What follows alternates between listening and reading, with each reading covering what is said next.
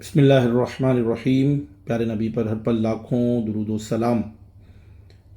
دو جنگوں کے درمیان کا جو عرصہ ہوتا ہے اسے امن کہا جاتا ہے۔ کتابوں میں ایک بات کوٹ کی گئی ہے، جو لوگ پولیٹیکل سائنس یا انٹرنیشنل ریلیشن پڑھتے ہیں یا اور بھی مضامین میں اس کے بارے میں ذکر ہوگا کہیں نہ کہیں، لیکن پولیٹیکل سائنس اور انٹرنیشنل ریلیشن میں یہ پڑھایا جاتا ہے کہ دو جنگوں کے درمیان کا جو عرصہ ہے اسے امن کہا جاتا ہے۔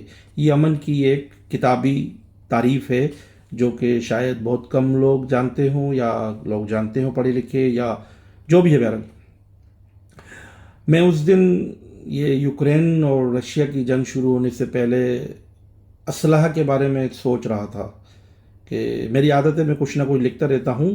ایز اے رائٹر میں ابھی تک انٹروڈیوس تو نہیں ہوا، لیکن سوشل میڈیا پر میں نے اپنا مواد کافی چھوڑا ہے لکھ کر، لیکن ایز اے رائٹر کتابی صورت میں ابھی تک مارکیٹ میں انٹروڈیوس نہیں ہوا ہوں۔ شاید میں اس لیول کا ہوں نہیں، دیکھیں گے۔ لیکن میں اسلحے کے بارے میں لکھنے کے بارے میں سوچ رہا تھا تو میرے دماغ میں ایک بات آئی کہ اسلحہ جو ہے وہ تو انسان تحفظ کے لیے بناتا ہے۔ تو پھر میرے دماغ میں ایک بات آئی، میں نے کہا ایک بندہ ہے اے، ایک بندہ ہے بی۔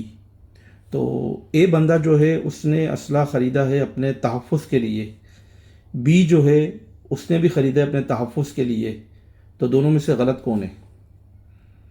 ایک بات ہے نا، دونوں میں ڈر کہاں پیدا ہوا؟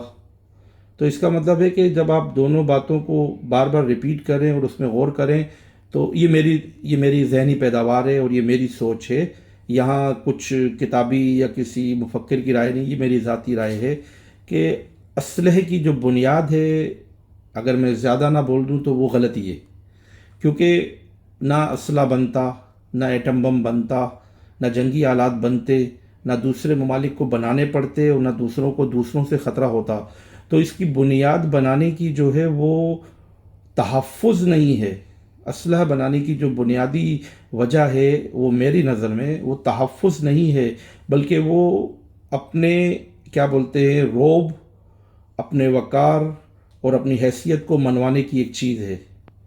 تو جب ایک بندہ اپنی روب اور حیثیت کو مارکیٹ میں منوانا چاہتا ہے تو دوسرے نے اس کے خوف سے خوف زدہ ہو کر اسلحہ خریدا اور وہ بھی مارکیٹ میں آ گیا۔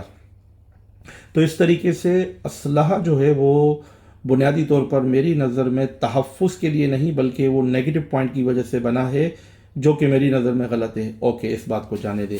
اب یوکرین اور رشیا کی جو جنگ ہو رہی ہے اس کے بارے میں سب سے پہلے تو ہماری یہ دعا ہے کہ اللہ دونوں ممالک کے درمیان صلح فرمائے اور یہ جنگ بندی ہو، کیونکہ انسانیت کا قتل کہیں بھی ہو دونوں میں سے دونوں ملکوں میں وہ ہمیں اچھا نہیں لگتا۔ ہمیں انسانیت سے ہمدردی ہے، ان کا مذہب کچھ بھی ہو، ان کا دین کچھ بھی ہو، ان کی ہمارے بارے میں رائے کچھ بھی ہو، لیکن انسانیت کا خون ہونا یا اس طریقے سے جنگوں میں لوگوں کو مارنا، بہرحال ہم کسی کی برائی بھی نہیں کر رہے اور ہم کسی کی حمایت بھی نہیں کر رہے، لیکن انسانیت کا خون نہیں ہونا چاہیے۔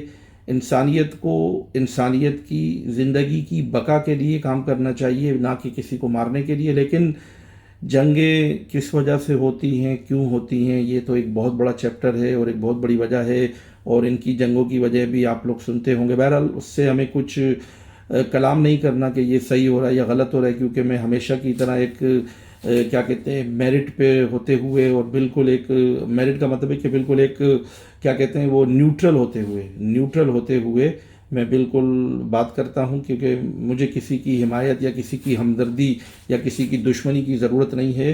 میں صرف اخلاقی تقاضوں کو اور علمی یا دینی تقاضوں کو پورا کرنا چاہتا ہوں جہاں تک میری بساط ہے۔